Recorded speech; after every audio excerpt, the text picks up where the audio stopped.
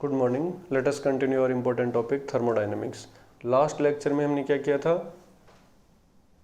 Isothermal reversible expansion of ideal gas. अब हम discuss करने वाले हैं आइसोथर्मल इररिवर्सिबल एक्सपेंशन, मतलब सेम एज इट इज रहेगा, केवल स्पीड का डिफरेंस क्रिएट करना है।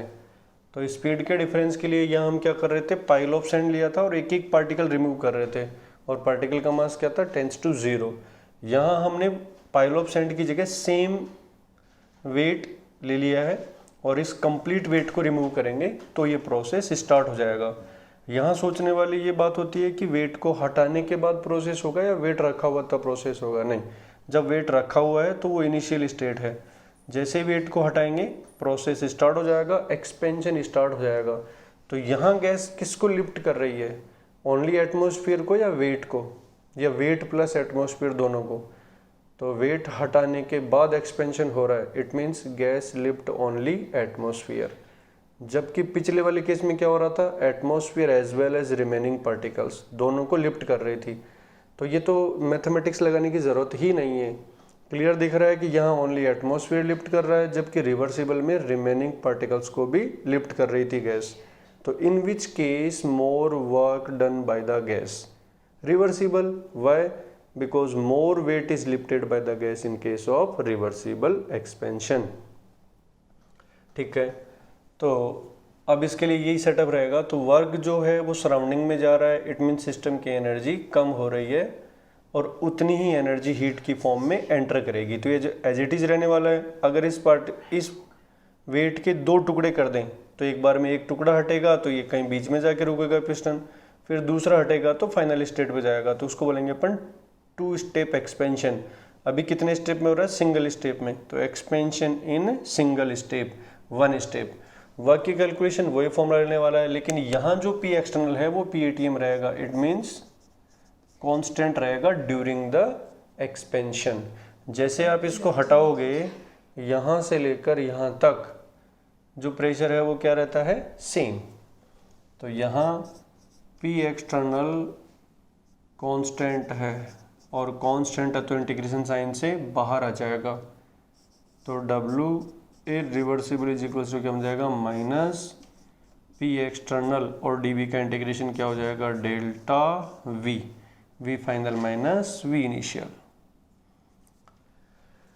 ठीक है, अब यहाँ पे देखिए एक और सिचुएशन क्रिएट होती है कि इस वेट को हटा दें और मान लो यहाँ पे कोई क्लिप लगा दे अपन। तो यहाँ क्लिप लगा देंगे तो गैस का फाइनल प्रेशर जो है वो एक्सटर्नल प्रेशर के बराबर नहीं होगा।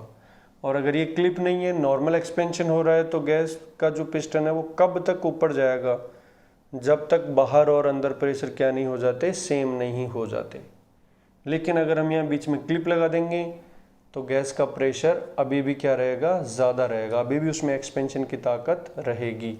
तो यहाँ फिर मेरे पास तीन प्रेशर हो जाएंगे, इनिशियल प्रेशर, एक्सटर्नल प्रेशर और फाइनल प्रेशर। अगर ये नहीं रहेगा तो दो ही प्रेशर होंगे, इनिशियल प्रेशर, फाइनल और एक्सटर्नल क्या रहेंगे, सेम रहेंगे। तो अगर हम इसको बीच में इंटरप्ट नहीं करते हैं तो पी एक्सटर्नल पी फाइनल के बराबर होगा, अदरवाइज नहीं होगा। तो ये कोई नेसेसरी कंडीशन नहीं है कि फाइनल और पी एक्सटर्नल बराबर होंगे। तो यहाँ कंडीशन लगा लेते हैं, if P external is equals to P final of the gas, then we can write W irreversible is nothing but minus P final, delta V को क्या बोलेंगे, V final minus V initial। ठीक है, तो यहाँ ये वाली जो टर्म है इसको ध्यान से देखते हैं अपन। इसमें से ये दोनों जो है ना, ये एक एरिया को रिप्रेजेंट कर रहे हैं, एरिया ऑफ रेक्टेंगल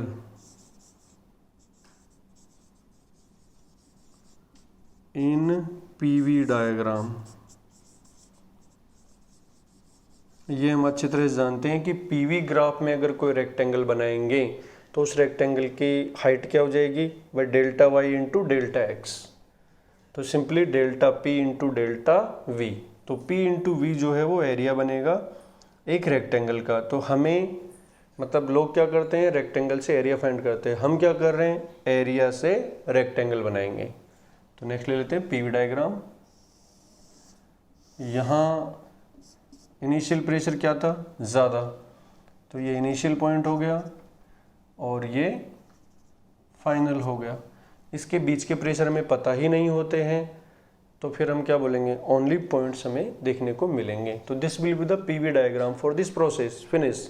लेकिन अगर हम वर्क का कंपैरिजन करना चाहें तो इसमें वो रेक्टेंगल ड्रॉ कर सकते हैं जिसका एरिया इसके इक्वल्स टू निकल के आएगा, और उस एरिया को मैं क्या बोल दूंगा, magnitude of the irreversible work बोल दूंगा।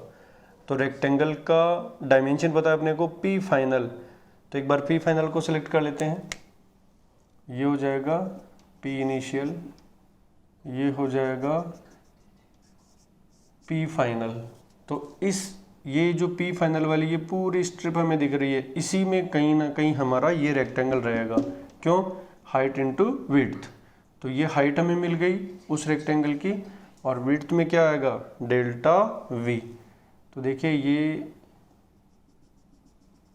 वी इनिशियल, ये वी फाइनल। तो ये जो रेक्टेंगल हम बना रहे हैं, ये आगे अपन एक्सपेंड कर रहे हैं इसको फील करने के लिए कि ये एरिया कौन सा है। डायग्राम में तो ओनली यही मिलेंगे पॉइंट्स, लेकिन अगर अपन देखना चाहें तो ये वाला जो एरिया है, ये एरिया ही p final into delta v होगा, और मैग्नीट्यूड वाइज ये डब्ल्यू इरिवर्सिबल होगा। अब इससे पिछला वाला ग्राफ याद करो, वो क्या था, उस ग्राफ में क्या था, यहाँ से ये लाइन बनी हुई थी। तो ये जो वाइट दिख रहा है अपने को, इतना एरिया मिसिंग है इसमें। तो पिछला वाला क्या था, ये कंप्लीट एरिया था, और इसमें क्या है, सिर्फ ये वाला एरिया आ रहा है। It means in which case more work done by the gas, reversible में। तो मैथमेटिकली भी ये प्रूव हो जाता है कि यहाँ जो वर्क है वो कम हो रहा है, और वैसे भी हमें पता चल रहा है कि यहाँ जो गैस है वो ओनली एटमोसफियर को लिफ्ट कर रही है। करेक्ट। तो this is all about for isothermal irreversible expansion of ideal gas. दोनों में केवल स्पीड का डिफरेंस है, फॉर्मूला डिफर कर गया, पीवी डायग्राम चेंज हो गया, सब कुछ चेंज हो गया इसमें।